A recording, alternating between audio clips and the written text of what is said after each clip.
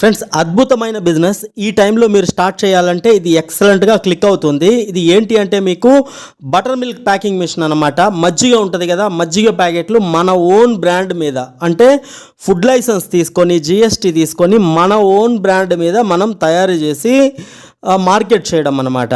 So ఈ machine cost చూసుకుంటే మీకు, అంటే మెషిన్ ఎన్ని పౌచెస్ ప్యాక్ చేస్తుందో గంటకి దాన్ని బట్టి రేట్ మారుతుంది. మీకు 1,30,000 నుంచి మంచి మిషన్ అయితే స్టార్ట్ అయిపోతుంది.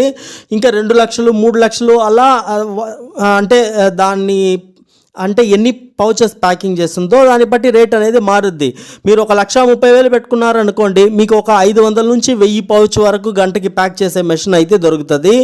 మీకు 4 to 6 ఇంచెస్ పౌచ్ లెంగ్త్ అనేది ఉంటుంది. నెక్స్ట్ మీకు ప్యాకింగ్ సైజ్ చూసుకుంటే 180 ml, 200 ml, 250 ml ఇంతవరకు మీరు ప్యాక్ చేసుకోవచ్చు.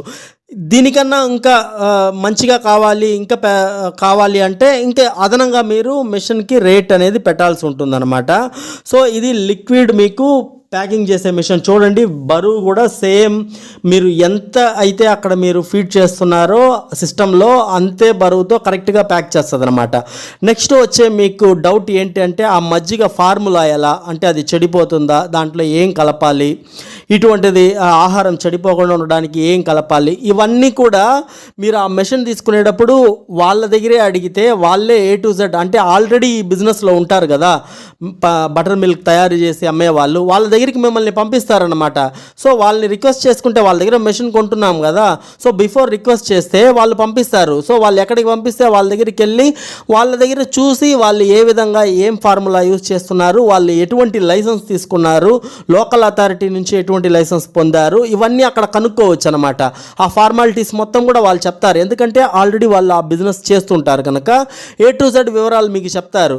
సో ఆ వివరాలన్నీ మీరు ఒకసారి నోట్ చేసుకొని చక్కగా తర్వాత మీరు ఆ మెషిన్ కొనుగోలు చేసి, మీరు ఏ ప్రాంతంలో అయితే మీరు ఇది మార్కెటింగ్ చేయాలి అనుకుంటున్నారో, తయారు చేయాలి అనుకుంటున్నారో, మీ ప్రాంతంలో లోకల్ అథారిటీ దీనికి సంబంధించిన లైసెన్స్ మొత్తం కూడా తీసుకొని, చాలా ఈజీ ప్రాసెస్. లైసెన్స్ అంటే ఏదో పెద్ద ఇష్యూ అనుకోవద్దు, చాలా ఈజీగా తీసుకోవచ్చు మొత్తం కూడా, ఓకేనా. చాలా ఇంపార్టెంట్ ఫుడ్ లైసెన్స్, జిఎస్టీ, ఇంకా లేబర్ లైసెన్స్ ఇటువంటిది.